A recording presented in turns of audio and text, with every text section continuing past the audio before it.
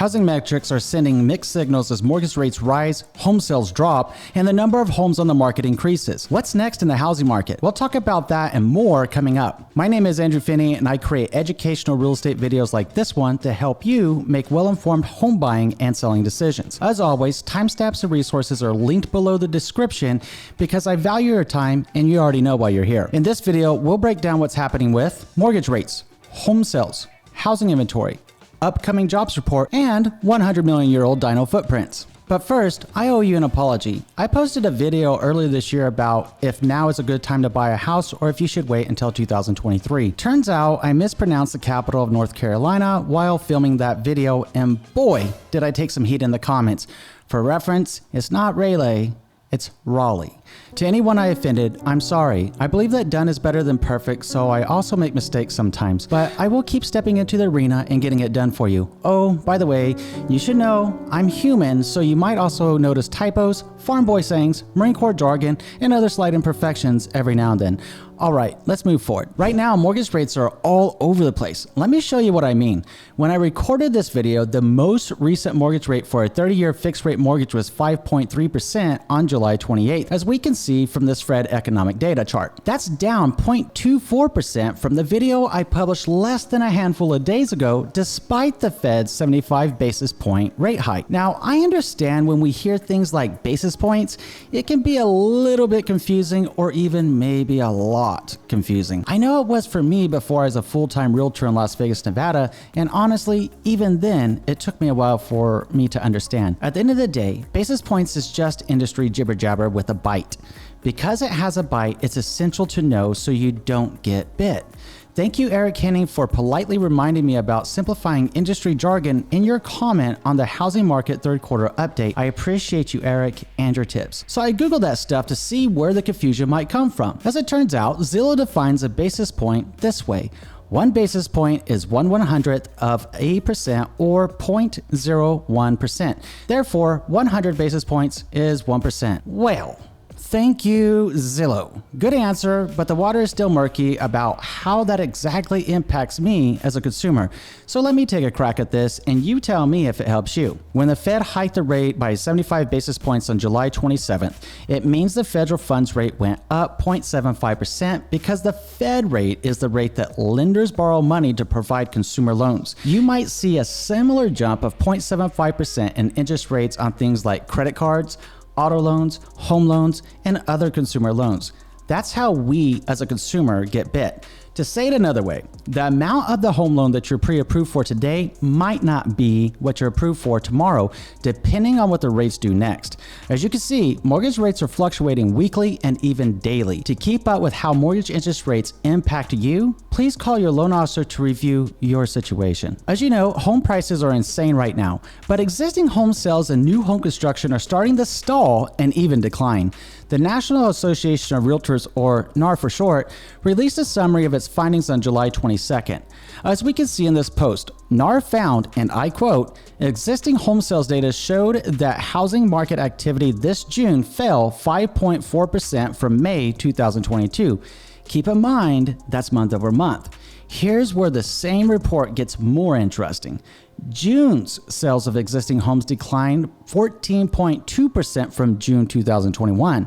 That's year over year. As a whole, NAR reported June's sales represent the 5th consecutive month of declines. How do you think July's report will turn out? I'm curious too, and we'll circle back on that once it's published. Okay, so that's for existing homes, but what about new home sales? Well, for that, I think Jerry Howard, who is the CEO of the National Association of Home Builders, or NAHB for short, summed it up on the Real Estate Report podcast with Denise Pellegrini from Bloomberg News on July 21st. Jerry issued a severe warning when he said, "It looks like we're heading into a housing recession." The link is in the description if you want to check it out. So what does all of this really mean? And what should we know going forward? To me, the only thing that matters is you. Consider for a moment your friends, family, or maybe even yourself that are currently in the process or planning on buying a home or selling a house now or in the future. When you hear this kind of information, how does it impact your decisions? And what information would be the most powerful for you to know right now? Please let me know in the comments so I can get to work creating that content for you. My take is this: we might see declining property values potentially by the end of 2022 or into 2023. Now, maybe I'm right or perhaps I'm wrong. Either way, one thing is for sure: the housing market will correct course by home values coming down sooner rather than later. One thing to watch as we move forward is the housing inventory. Housing inventory is the total number of available homes for sale at any given time. To make it easy, Realtor.com posts a weekly housing trends report on its website. Realtor.com updates the report after the previous week concludes. So we should see last week's announcement by this Friday. But for now, let's take a look at what they had to say for the week ending July 23rd. Realtor.com reported that active inventory continued to grow, rising 30% above 1 year ago. They go on to say, today's shoppers have more options, but the market needs even more before the selection is on par with the pre-pandemic or even the early pandemic housing market. So what does all of this mean, and why is it important to watch? In short, it means that we still have a housing shortage, though we see signs of increased available homes for sale. The reason it's important to watch is when the available homes for sale start to balance with homebuyer demand or overtake homebuyer demand, the market conditions begin to shift. Remember this time last year? Most people buying a home paid more than the list price and appraised value for their homes. Right now, we're seeing sellers becoming more open-minded to reasonable and fair negotiations. Of course, every negotiation is different depending on the house and the people involved. As real estate market conditions shift is when you will hear more industry jargon that sounds like it's a seller's market, it's a balanced market, which is commonly referred to as a stable market, and the last condition is the one that's called a buyer's market. To get a read on the local market, chat with your realtor about how many homes are needed on the market for each market condition to occur. Some realtors, like myself, might have real-time numbers available at any given time on their website.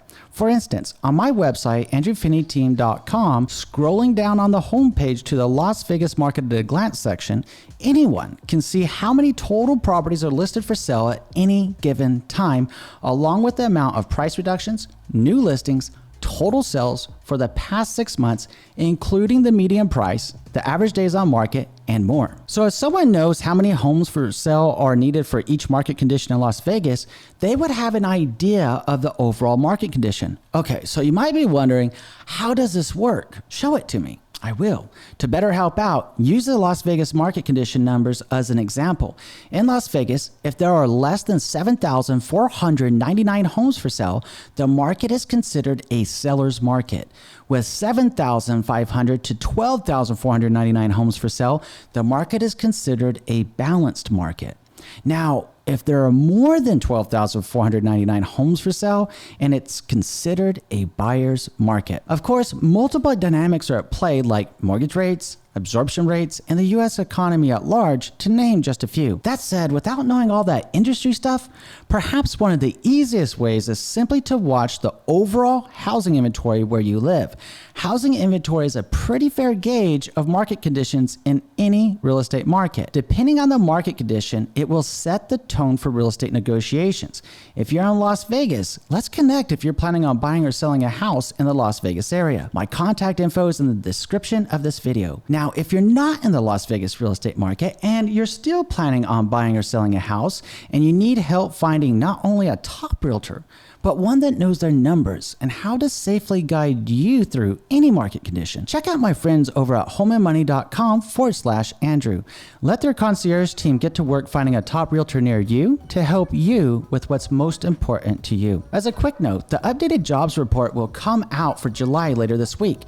The jobs report is something that the Fed, investors, and traders watch carefully. The next jobs report release is this Friday, August 5th at 8:30 a.m. So between now and then, you'll hear increased speculation about recession concerns, possible housing recession, mortgage rates, and the overall economy at large. Please don't buy into the clickbait. It's not suitable for anyone but the person creating it. Keep your mind free of clutter and stay focused on what's important to you. Please don't lose yourself Stay true to yourself. When the facts come out, I'll create another video so we can discuss it together. Okay, on to the brighter side. Did you see the NPR post about a diner in China noticing dino footprints? Okay, so can you just imagine for a moment that you're enjoying a good time? Maybe you're eating some French toast and enjoying some coffee when all of a sudden you look over and the next thing that you're seeing is a large footprint outside in the courtyard. Talk about a conversation starter. I guess if you got a hot date plan coming up, that might be the place to take them. Could you imagine what that must have been like though? I mean, seriously, so cool. Okay, maybe you're thinking through your options and wondering what you should do next. So click here to watch how the home buying process works, or click here to learn 5 effective strategies to sell your house. Either way, the choice is yours. I look forward to seeing you in the next video. Until then, I'm sending you positive vibes. Everything goes your way.